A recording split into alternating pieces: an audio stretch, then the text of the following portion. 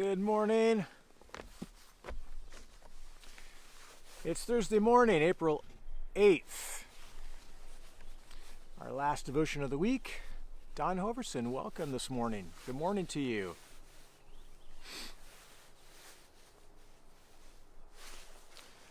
Letitia Sexton, good morning.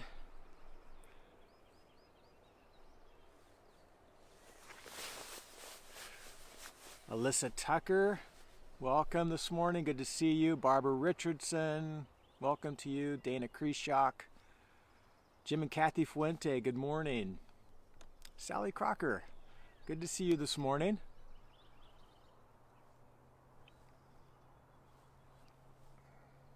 Let's see who else is going to come into the devotion this morning. Debbie King, welcome. Janisa, good morning to you. As we're waiting for people to come in, I just want to acknowledge this weekend's event of Michelle Throssel's service, which is going to be out at Sunset View Cemetery at 10:30 on Saturday. And following that, there's going to be an outdoor reception at Grace, at our church building.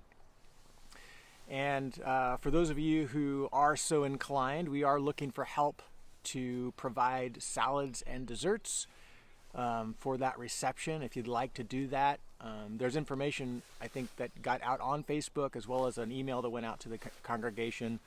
I think you can there's two time frames you can drop them off, one on Friday and one on Saturday. I think the Saturday time is 9:30 in the morning. So you can drop it off before you go to the service. And the Friday one, I can't remember the time frame. Sorry, but it's out there and you can find it, hopefully. So yeah, Stephen Andrea, I saw you. There's my mom. Welcome. A few more names. Carmen, I think I saw your name. Welcome this morning. So this morning I'm in Psalm 68. Psalm 68. And there's an interesting imagery that caught my attention. And I'll read the verse. It's in verse 4, Psalm 68, verse 4, which says, "Sing to God, sing praises to his name, lift up a song to him who rides through the deserts." Immediately in my mind, I'm a very visual person, and I love going and spending lots of time out in the wilderness, and hiking, fishing, hunting. And one of the images that came to my mind with regard to God being a rider in the desert, he who rides in the deserts, is where. My first concern was, okay, so where's the water? When you're out there, if you've spent any time in the backcountry, you know, you plan your entire trip. You're going to be back there for any length of time, even a day hike. You're concerned about water. You're either going to pack enough with you for your day hike, or if you're doing a multiple day journey, you want to make sure you know where all the water sources are, so you can. It's a basic need of life, and when you're out in the wilderness, you got to know where that water is. And Jesus, God here is seen as a rider in the desert. I think of Jesus because he's come in flesh. Right? I can picture him as a man on a horse, and galloping out, riding out into the desert, no fear. Heading out where there's just no resources for human survival, right? That's how I picture the desert. I don't think of the Sahara in my mind. I think more like a high desert in our Sierra Nevadas. That kind of picture in my mind, and I don't know what that looks like in Israel. Never been there. Seen lots of pictures that it looks like a lot of high desert. And water is scarce, and yet there he goes. He's riding out into the desert And we are praising him because of this display of, I don't know if it's confidence, courage, as he heads out into the desert. And when there is, it's just a known fact, there's just no resources out there to survive. And there he is riding in the desert. So I love this imagery. And why is God, I think, why is this imagery so powerful? It's because he's treading ground that causes in all of us, mere mortals, a sense of our understanding our limits, deep sense of need, vulnerability. That I can't just, in our houses, I feel very secure. If I'm thirsty, I can go over to a faucet, turn it on. I don't have to hike to some stream, purify the water, and drink it. It's right there, readily available. If I'm in the front of the house, I can get it from my kitchen. If I'm in the back of my house where the bedrooms are, I can get it from a bathroom. I don't even have to go to the other end of the house to find water. I can find it in pretty close proximity to wherever I'm at in my house. And whereas riding out in the desert, God heading out to the desert, there is a real sense of vulnerability. You're exposed to the elements, all of these things. And God is pictured with this confidence. He's riding out. He's a rider in the desert. And the imagery doesn't end there, which I found interesting. I'll read verse 4 again. Sing to God, sing praises to his name, lift up a song to him who rides through the deserts. His name is the Lord. Exult before him. Father of the fatherless and protector of widows. So he is seen here as this champion who rides in the deserts where there is not a lot of life, but he is the giver of life. He is the protector, where we would feel very vulnerable. He's like, yep, no problem. I am the giver of life. Father of the fatherless, protector of the widows is God in his holy habitation. God settles the solitary in a home. He leads out the prisoners to prosperity. Verse 7, here's where the imagery of the desert comes back to mind for me. Oh God, when you went out before your people, when you marched through the wilderness, there's our desert idea again, that high desert, dry, arid space. When you marched through the wilderness, the earth quaked, the heavens poured down rain. I love that. The heavens poured down rain before God, the one of Sinai, before God, the God of Israel. Why is God so confident to ride into the desert? Well, because he's the one who supplies the rain. He doesn't need to live off the land. He's the one who feeds the land. He's the one who provides everything for the land, for all the animals. I think it's Psalm 104 that talks about God providing for the animals by causing the rain to fall and the grass to grow, and God sustains his creation. God is the one who creates rain, and so he doesn't have to fear traveling out in the desert. Even when Israel was wandering in the wilderness, the same type of wilderness, and they would run out of water. And they'd go for a period of time, and they're thinking, okay, we're going to die now. They focus their attention on crying out to God, and God would cause water to gush out of a rock.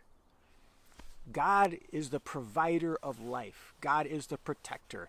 He is the one who sees the fatherless. He sees the widow. He sees us in our need, in our vulnerable place, and he is not afraid to ride out into the desert because he himself creates life. He can sustain life.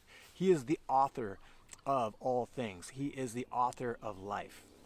So when we experience the desert in our life, and we are in want, when we feel vulnerable, we feel that we are in a great need, he is the one we can cry out to. I had this experience yesterday afternoon, and I don't like to draw attention to these things in my life because I don't want to garner any kind of sympathy or anything. It's just life. You guys experience the same thing. We all do. But in my particular case, yesterday afternoon, had such a good day, good start to the day. Felt very filled emotionally, though this is the last 2 weeks in particular have been very draining emotionally for the reasons we all probably can imagine. You know, a very full weekend last weekend, tragedy, all of these things. I'm very concerned for other people. I have a lot going on this week, heading into this weekend, which is going to be another emotional weekend. And you know, I'm not whining about any of it. I'm just saying, I'm just giving you a sense of the weight I'm feeling. And what happens occasionally is throughout my day, and as I feel these things, and I'm feeling the emotions of it all, those emotions begin to kind of well up in me and cause anxiety, cause obviously the pain and the sorrow of the events of our circumstances, and it's like a noise in my brain. And it's strange how this is, but it really limits me. When I get to this point, when it kind of builds up to a certain level, it's like this background static in my mind that I stop being productive. And on a week where I really need to be productive, I have a lot going on this week, I can get frustrated. And it's like, Lord, come on, I got to get so much done, and my brain's not working right. I experienced it last weekend coming into Easter. It stressed me out. But God, who is a writer in the desert, came through. He supplied my needs so beautifully. And yesterday afternoon, when I was getting a little frustrated about the static in my brain and my emotional levels depleting and my anxiety raising, welcome to the life of, I am not the writer in the desert, right? I don't have the same confidence. I need the water. I need somebody else to give me some life.